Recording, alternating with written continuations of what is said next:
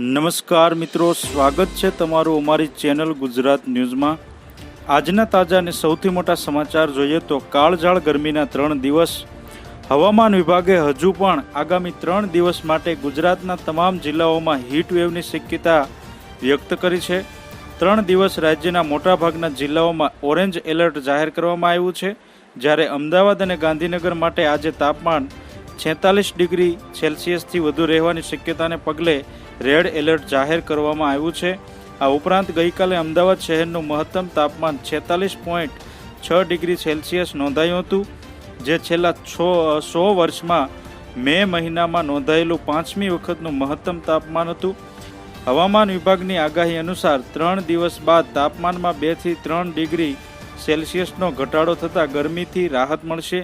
હાલમાં ઉત્તર દિશા તરફથી પવન ફૂંકાઈ રહ્યા હોવાથી ગરમી વધી રહી છે। સમાચારમાં આગળ જોઈએ તો રાજ્યના કયા જિલ્લામાં ઓરેન્જ એલર્ટ? હજુ પણ આગામી 3 દિવસ દરમિયાન સૌરાષ્ટ્રના ભાવનગર, કચ્છ, બોટાદ, સુરેન્દ્રનગર, દીવમાં હીટવેવની અસર રહેશે, જ્યારે મધ્ય ગુજરાતમાં છોટાઉદેપુર અને વડોદરા શહેરમાં હીટવેવની અસર રહેશે। આજે અમદાવાદ અને ગાંધીનગરમાં રેડ એલર્ટ રહેશે। બનાસકાંઠા, પાટણ, મહેસાણા, અરવલ્લી, મોડાસા, સાબરકાંઠા, આણંદ, ખેડા, મહીસાગર, પંચમહાલ, છોટાઉદેપુર, વડોદરા, જામનગર, બોટાદ, જૂનાગઢ, સુરેન્દ્રનગર, કચ્છમાં ઓરેન્જ એલર્ટ રહેશે। સમાચારમાં આગળ જોઈએ તો 100 વર્ષમાં મેમાં 5મી વખત ઊંચું તાપમાન નોંધાયું છે। ઉલ્લેખનીય છે કે હવામાન વિભાગ દ્વારા અમદાવાદ શહેર માટે છેલ્લા 100 વર્ષના ડેટા રજૂ કરવામાં આવ્યા હતા, જેમાં 20 મે 2016ના રોજ અમદાવાદ શહેરનું મહત્તમ તાપમાન 48 ડિગ્રી સેલ્સિયસ નોંધાયું હતું, જે અત્યાર સુધીનું સૌથી મહત્તમ તાપમાન રહ્યું છે।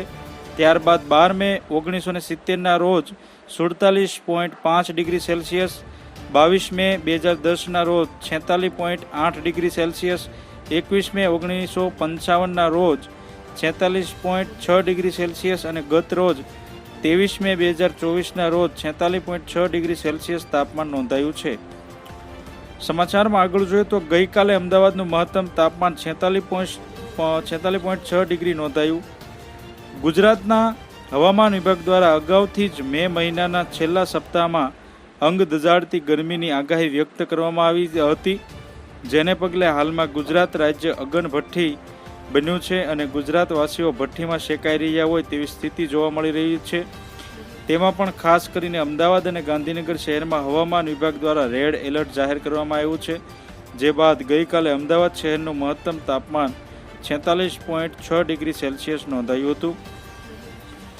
સમાચારમાં આગળ જોઈએ તો સૂર્યાસ્ત બાદ ચામડી દઝાડતી ગરમી પડશે, જ્યારે ગાંધીનગરનું મહત્તમ તાપમાન 46 ડિગ્રી સેલ્સિયસ નોંધાયું હતું। આથી અમદાવાદ દેશનું 8મું સૌથી ગરમ શહેર બન્યું છે। આજે પણ સવારથી પરસેવો છોડાવતી ગરમી પડી રહી છે। સવારના 10 થી 11 વાગ્યા સુધીમાં એટલે કે એક જ કલાકમાં 3 ડિગ્રી તાપમાન વધી ગયું છે, જ્યારે સૂર્યાસ્ત બાદ ચામડી દઝાડતી ગરમી પડશે। સમાચારમાં આગળ જોઈએ તો અમદાવાદ દેશનું 8મા નંબરનું ગરમ શહેર।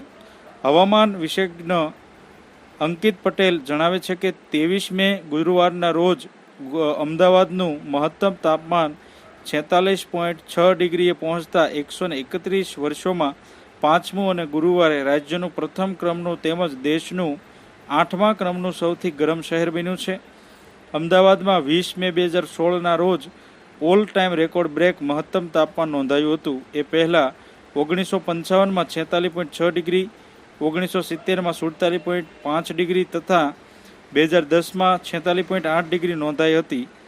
તે પછી 23 મે 2024ના રોજ રેકોર્ડ બ્રેક તાપમાન નોંધાયું છે। સમાચારમાં આગળ જોઈએ તો અમદાવાદ અને ગાંધીનગરમાં રેડ એલર્ટ। આજે પણ હવામાન વિભાગ દ્વારા દક્ષિણ ગુજરાત અને સૌરાષ્ટ્રના કેટલાક જિલ્લાઓને બાદ કરતા સમગ્ર ગુજરાત રાજ્યમાં ઓરેન્જ એલર્ટ જાહેર કરી દેવામાં આવ્યું છે।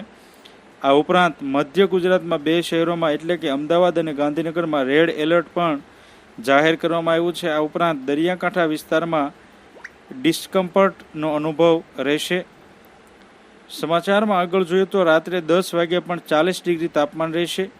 આ સાથે જ પવનની ગતિ પશ્ચિમ અને ઉત્તર પશ્ચિમ દિશા તરફથી રહેશે। સાંજે સૂર્યાસ્ત બાદ અમદાવાદ શહેરમાં 15 થી 20 કિલોમીટર પ્રતિ કલાકની ઝડપે પવન ફૂંકાશે। આ ગરમ પવનમાં બહાર ન નીકળવાનું ટાળશો તો બીમાર થતાં બચી જશો, કારણ કે સૂર્યાસ્ત બાદ ગરમ પવન તમારી ચામડી દઝાડી શકે છે. રાત્રે 10 વાગ્યા સુધીમાં શહેરનું મહત્તમ તાપમાન 40 ડિગ્રી સેલ્સિયસ કરતાં વધુ રહેવાની શક્યતા છે.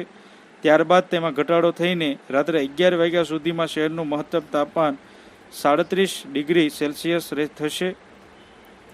સમાચારમાં આગળ જોઈએ તો ગરમી કેમ?